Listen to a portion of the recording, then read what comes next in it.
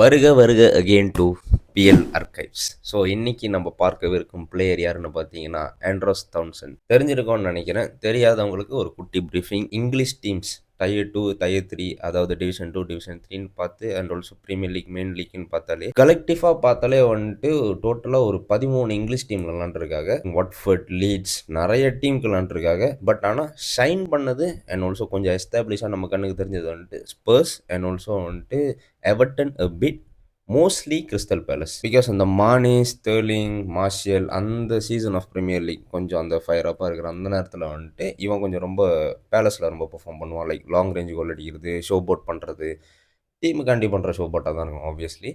நல்ல solo player, actually solo player. But ஆனால் போக நான் ஸ்பர்ஸில் பார்த்ததுக்கும் ரொம்ப வருஷம் கழிச்சு பேலஸில் பார்க்குறதுக்கும் எவர்டனில் அப்பப்போ பார்க்குறதுக்கும் நிறைய வித்தியாசம் தெரிஞ்சு. ஏதோ ஒரு தைலண்ட் லீக்கில் கூட இடையில விளாண்டு ஒரு ஞாபகம் இருக்குது. எனக்கு பிடிக்கும். நான் ரொம்ப ஃபாலோ பண்ண அண்டர் ரேட்டடான பிளேயருங்க. ஆப்வியஸ்லி இந்த லெஃப்ட் ஃபுட்டாக இருக்கிறவங்களுக்கு அதை ரொம்ப பண்ணுவாங்க.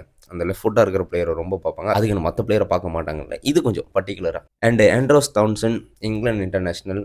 மோஸ்ட்லி இங்கிலாந்துக்கு வந்துட்டு அவ்வளோ விளாண்ட ஒரு பிளேயர் கிடையாது. அண்டு விளாண்டுருக்காக இன்டர்நேஷ்னல் ஃப்ரெண்ட்லிஸ் அண்டு குவாலிஃபயர்ஸ் அந்த மாதிரியான ஒரு டயர் 2 டயர் 3 ஒரு பிளேயர் தான். என்றைக்குமே ஒரு ஃபர்ஸ்ட் 11ல் இருக்கிற ஒரு பிளேயர் இல்லை. ஃபர்ஸ்ட் 11ல் பார்க்கும்போது கிறிஸ்டல் பேலஸில் நிறையா லிங்க் அப் பண்ணி விளாடுறது. ஜஹா கூட, முக்கார்த்து, இந்த நடுவில் இருந்து ஒருத்தன் அடிப்பான், அவன் பேர் மிலிவாயோவிச், அவங்க கூடலாம் வந்துட்டு நல்லா லிங்க் அப் பண்ணி விளாடுறது. சூப்பரான ஒரு பிளேயர் உண்மையிலே.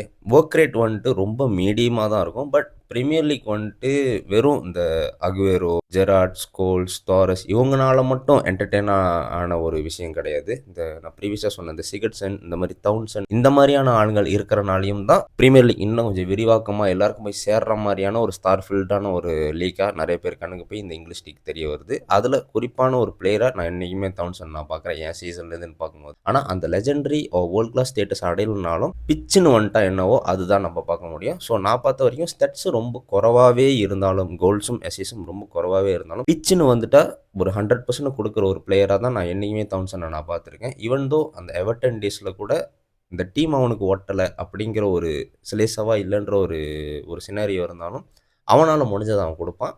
குறிப்பாக சொன்னோன்னா அந்த கிறிஸ்டல் பேலஸில் உள்ள காலகட்டம். அண்டு ஆண்ட்ரஸ் தௌசண்டோட உங்களோட ஃபேவரட் மூமெண்ட் எதுன்னு சொல்லிட்டு கீழே கமெண்ட்டில் சொல்லுங்கள். எனக்கு ஒரு லாங் ரேஞ்ச் கோல் அடிச்சிருப்பான். அண்ட் ஆல்சோ வந்துட்டு நார்மலாகவே அவன் ஸ்கில் பண்ணிட்டு ஷோ அவுட் பண்ணுறது எனக்கு ரொம்ப பிடிக்கும். அது கொஞ்சம் ஒரு மாதிரி க்ளோஸ் கண்ட்ரோல்லாம் கொஞ்சம் ரொம்ப சூப்பராக இருக்கும்.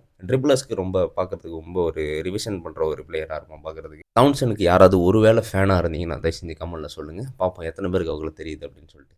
அண்டியா கிக் பாலை கைங்க ஃபாலோ பண்ணுங்கள்.